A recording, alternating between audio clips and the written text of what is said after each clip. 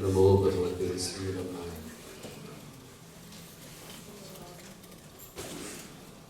Nave Vidad Sulvai Namo Ramanaya Vendrave. So song, so sang Sadhu. Ramana Bhakta Santosh Vishwanathan introduced me to all of you, detailing various honors that Bhagavan's grace has permitted to befall upon me. Let me tell you the beginning of that story. I'm 66 years old. I was born with a neurocognitive disorder of high-functioning autism and attention deficit hyperactivity disorder, also known as ADHD. That was undiagnosed until I was 58 years old. So I was born, grew up to adulthood, struggled with it without knowing what I was struggling about. By every measure, my life should not have become like this. I was not,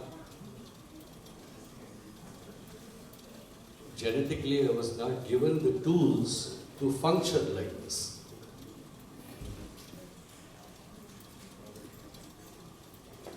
No one in India knew what it was when I grew up. From birth, I had to deal with a constant storm of thoughts assailing me at every turn. I had a huge problem maintaining focus, attention on most topics that the rest of the world find it almost as easy as taking a breath. If I stand today here as a productive citizen of the world and a contributing member to the community, I can only ascribe it to the grace of Bhagavan.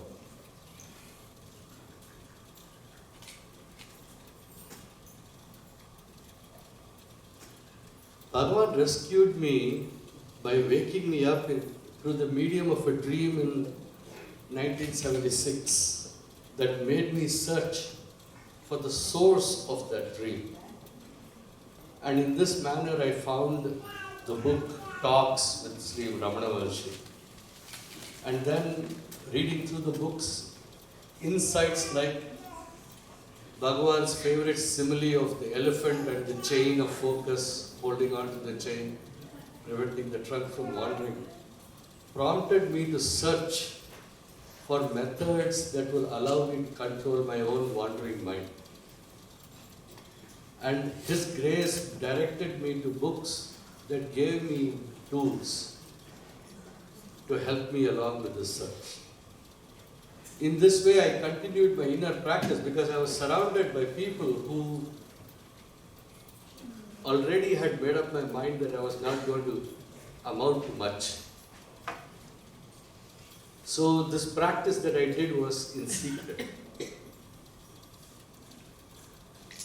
My memory was always very good, and with practice it became photographed.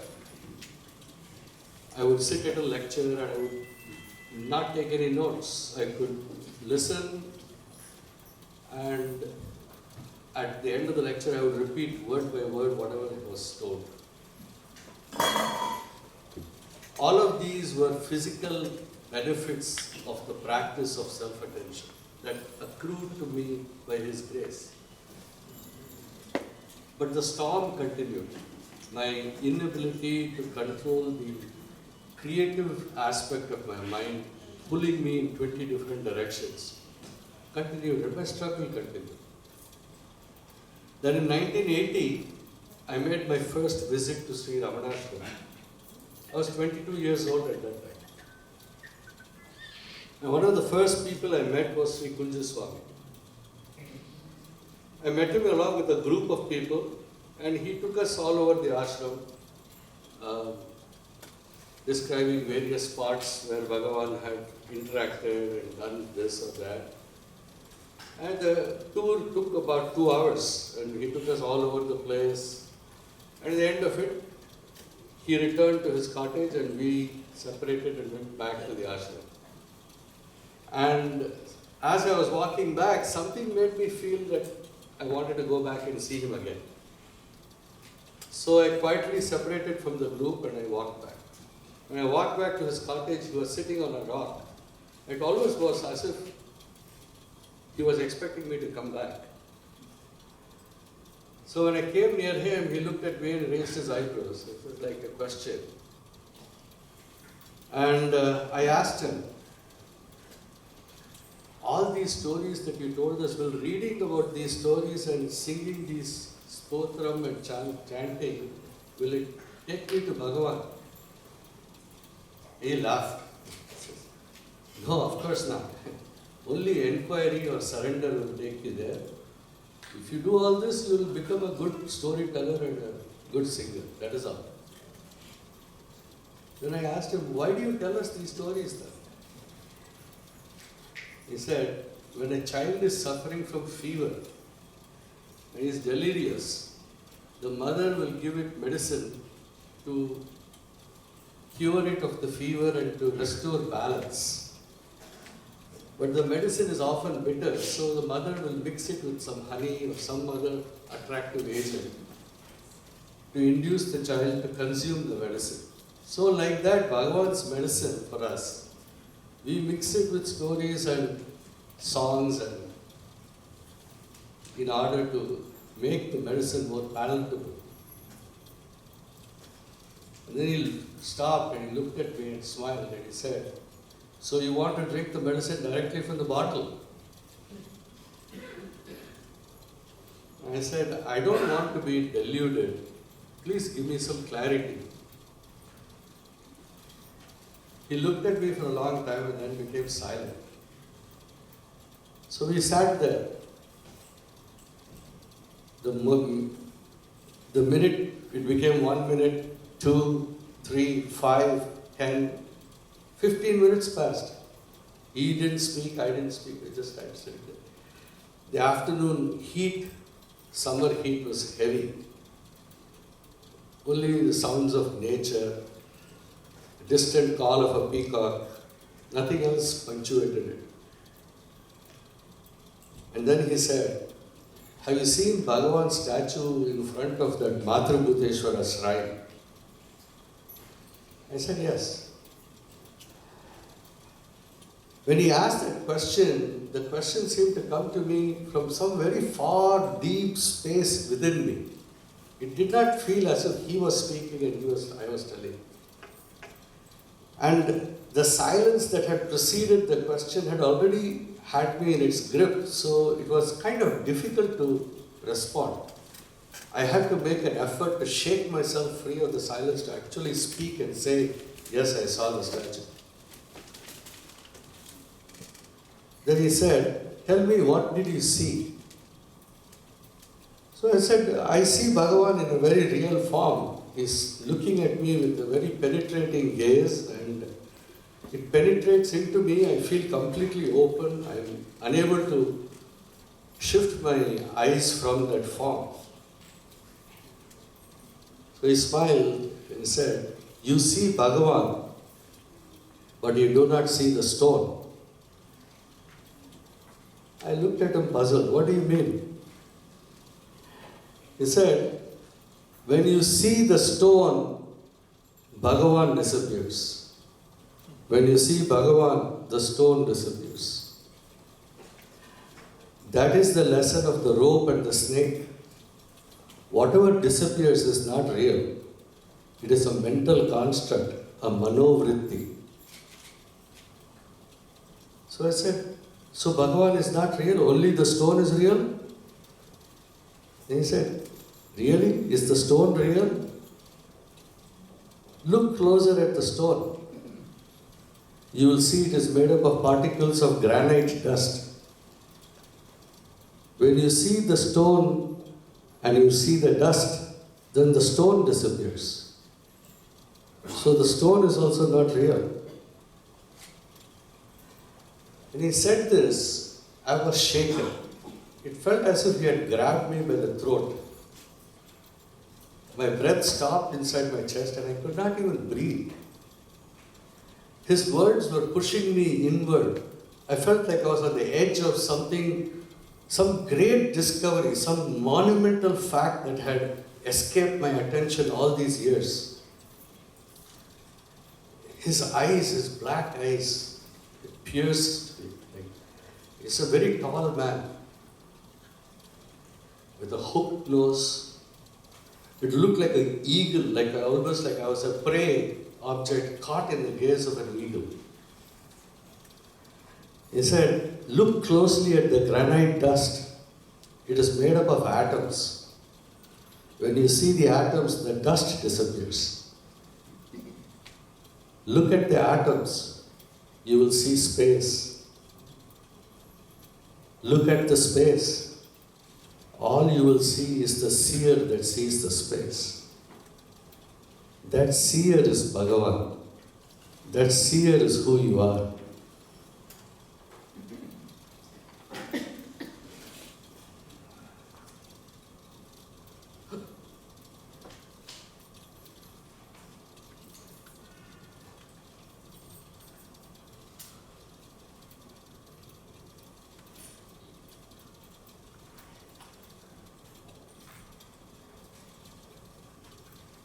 Kunju Swami became silent.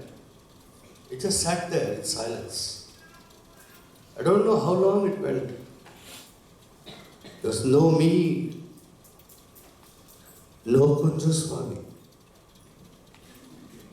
Only silence and space.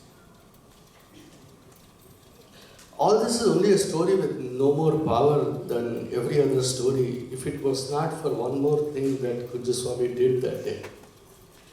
He showed me how to make this my personal experience, that I could enter at will.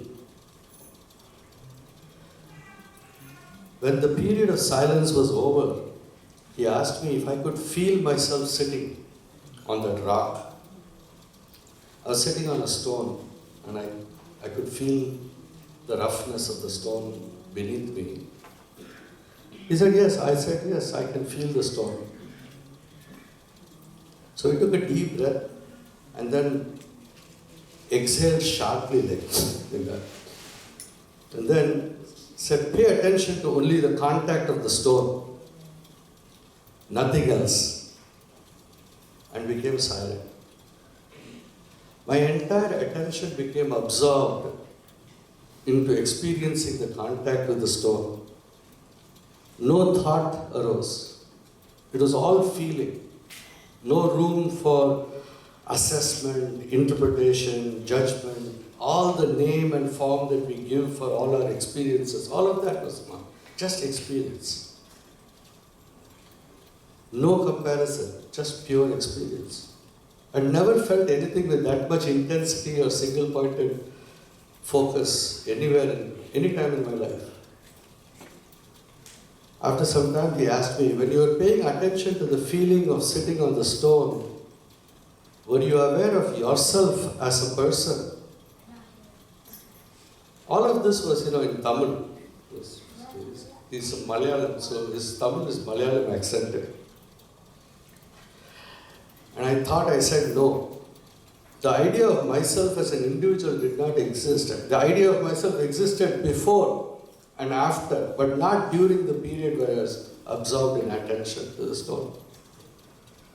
And he said, in pure experience, the observer merges with the observation and the observed. The Tripati becomes Eka. Pure experience is Sat. Ego does not arise in that. You are Chit, pure awareness. Eka. When pure experience, which is Sat, merges with pure awareness, which is Chit, then union is manifested as spontaneously as Ananda. That is what is meant by Satchidananda. You are pure awareness. You are the space within which all these manovrittis or mental constructs rise and fall. He paused to let the word sink. And then he said, both are true. Sat as pure experience is true, Manovrittis that arise holding on to Sat is also true. What is false is the idea that only Manovrittis are real. That idea is what is Maya, Samsara and sorrow. This is what Bhagavan taught everyone, and this is what you need to do. Meditation is nothing more than embracing experience as Sat and becoming absorbed into that experience. To become Sahajasthiti, you should do this all the time while working in any action. Samadhi is absorption of the observed, the observer and the observation into pure experience. It is not sitting for days with eyes closed. Everyone experiences Samadhi 100 times every day. They just do not know it as Samadhi. They don't know how to reach it by intention or sankalpa. So they fall out from that state because they do not recognize it. There is no pratyabhinnam, no recognition of self-identity. Bhagavan showed all of us not only what it was, but also how to reach it with the same ease you have in reaching for a fruit on a tree. It is not something far away. It is here right now. And you only need to know what it is so you can hold on to it. Each day for an entire week on that first Ramanashram trip, I would visit Sri Kunja Swami in the afternoon. No one would be there except just the two of us. And he explained the process in his Malayalam extended Tamil. He used the terminology of Bhagavan, Chittam, Manam, Manovritti, Atman, Javam, Karma. But he always connected it to direct experience. One day he said to me, "Did you have a good bowel movement today?" Surprised, I answered, "Yes." "Do you care what happens to your excreta after you have emitted it?" he asked. "No," I answered, puzzled as to the direction this conversation was going.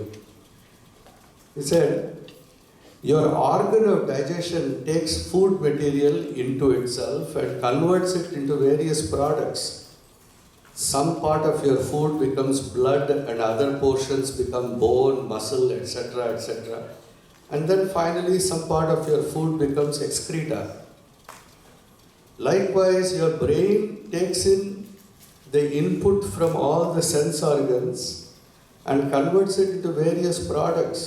Some become memories, others become hopes and dreams and future plans and expectations. Others become various meanings, likes and dislikes. Collectively, all of it is called manovritti. This manovritti is no different than your excreta and other byproducts of your digestion. All of it exists only for a single purpose of enabling this body to function, to conduct its operations and fulfill the divine plan that has been charted for it. It is mechanical, it is automatic. You cannot stop it any more than you can stop your blood from flowing or your bowels from moving. All you can do is not fall into it. All of this is not you. You are the space inside which this body and manovrittis all operate. Not just this body, but all the bodies you see. And this entire universe is operating inside this space that is you. This space that is you is eternal, indivisible. It has no gender, no location, no direction. It just is. Everything that occurs, birth, youth, adulthood, old age, death, every creature, every object, all the planets and stars and suns and moon are simply within this space as your manovritti.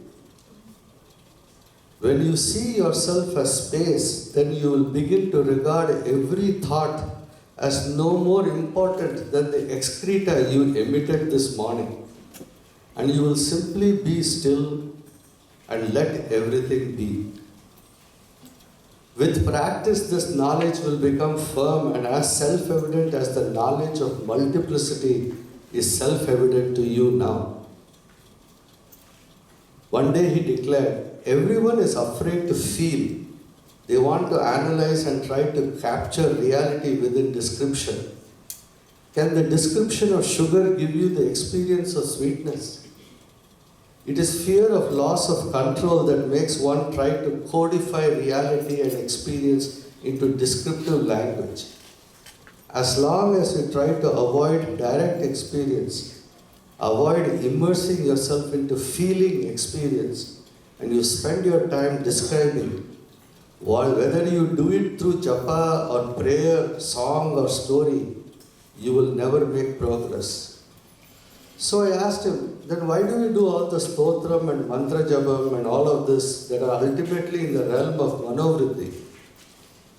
He said they are useful only like ruled lines are useful in guiding handwriting.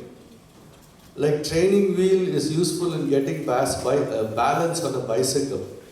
But as soon as you get balance, you should immediately focus on absorbing with singular attention on any one experience and merge in that. In this, the experience of feeling your own awareness is the direct path that Bhagavan taught us all. Use the mantra like the anchoring chain for a wandering elephant trunk of your mind and rapidly settle into your aham vritti.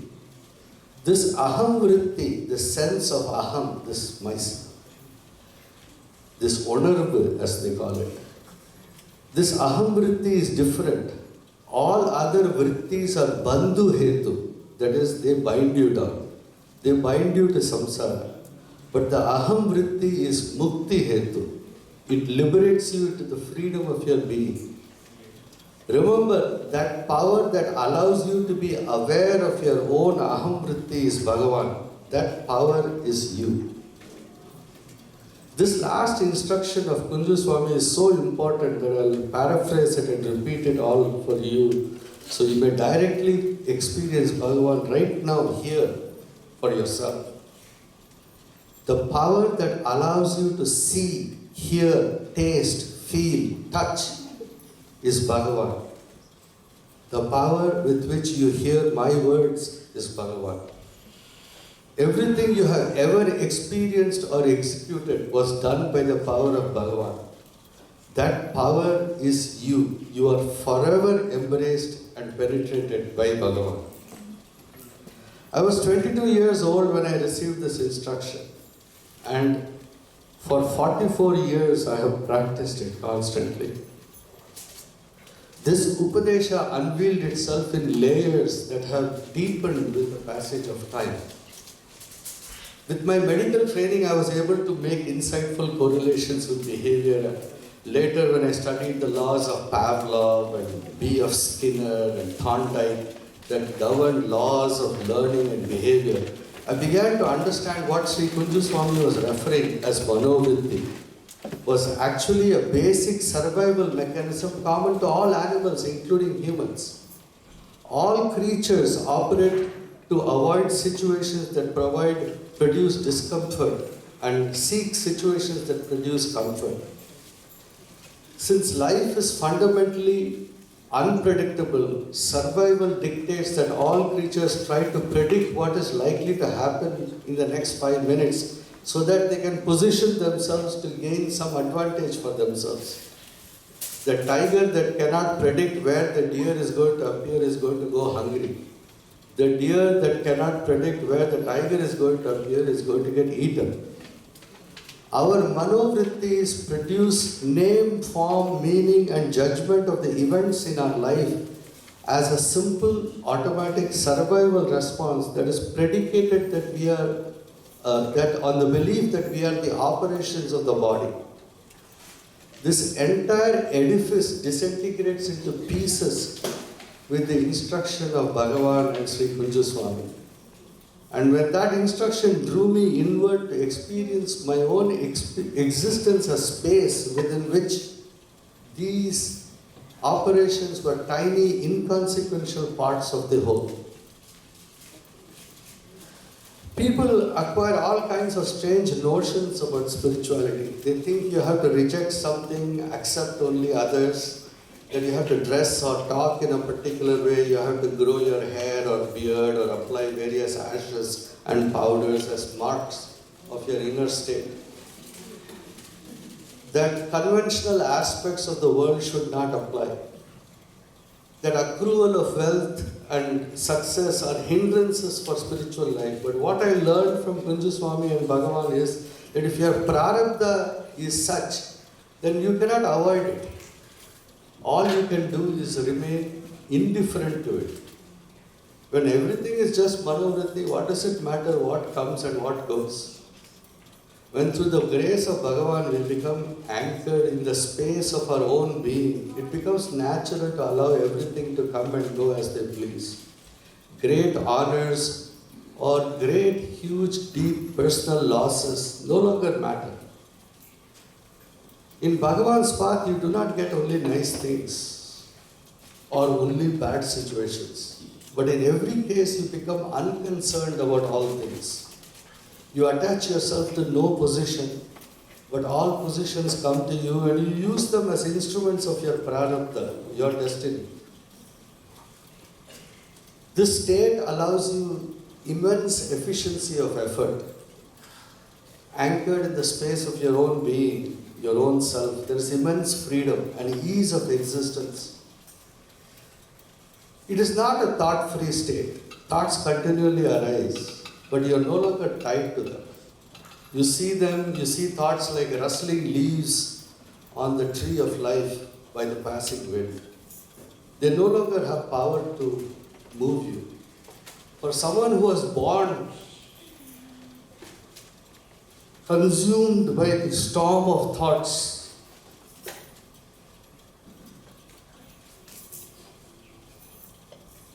it is impossible to express the freedom of what Bhagavan has given me.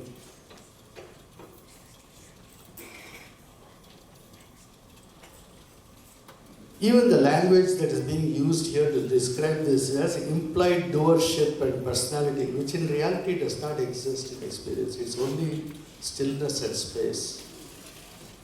In Bhagavan's way, everywhere you walk, you only do Giri Pradakshina. Every word you speak becomes a mantra. Every movement of your hands is a Chinmudra. Every place you sit becomes Ramanachala. That is the Upadesham of Bhagavan and Kunju Swami. And when you do this, the verses of Aksharamanammalai and Upadeshasaram become a living way of existence in your daily life. Arunachala Shiva, Arunachala Shiva, Arunachala Shiva, Arunachala